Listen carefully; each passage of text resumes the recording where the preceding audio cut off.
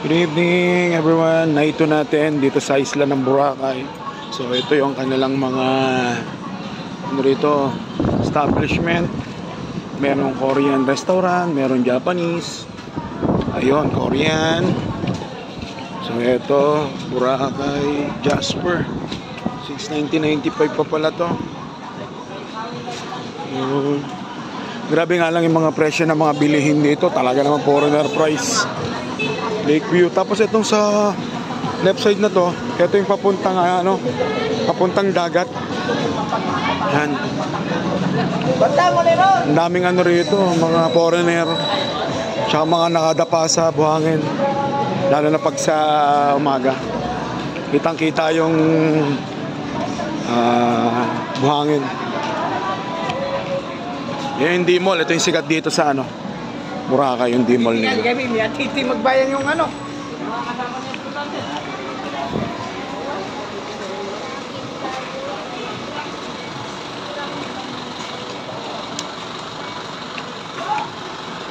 Ito. So, yung nightlife dito sa Boracay. So, itong mga nakasara na yan, mga prutasan yan Para mga wet market yan, ganyan.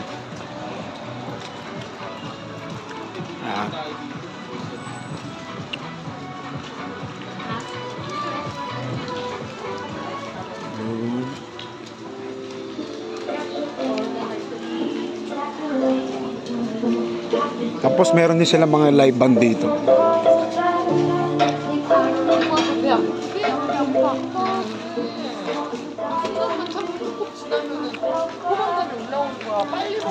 Yung kanilang ubumama, yung ice cream.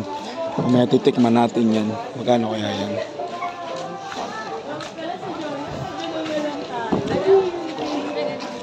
Magkano kaya yung ganyan?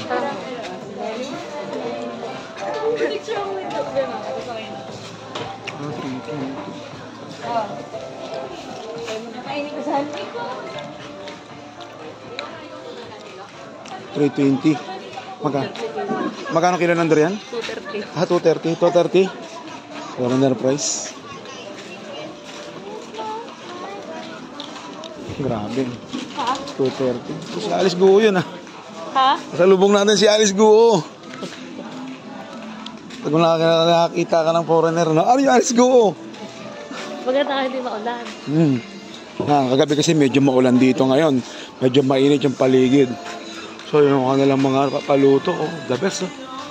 320, 310, 1,000. Ha? Ayun.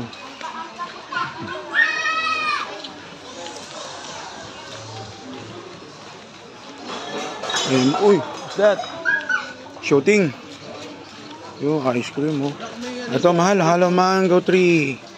Wow, magkano kaya yung price nila ng Halo Mango Tree? Lintik ice cream Kaya mo 300. Paano tayo pinakamura nila is 200. Paano tayo magkaka-diabetic dito? Kahit ice cream, di tayo makabili. Gagaling ka mo? Oo. Ayan, gusto ko aqua plush na yan. Ganda yan. Aqua plush na yan. Aqua plush Ito sa mga bata Ganda yan. Iba yan. Yan Aqua plush. Start. Yun. Kung sa atin, pag nabiyahe.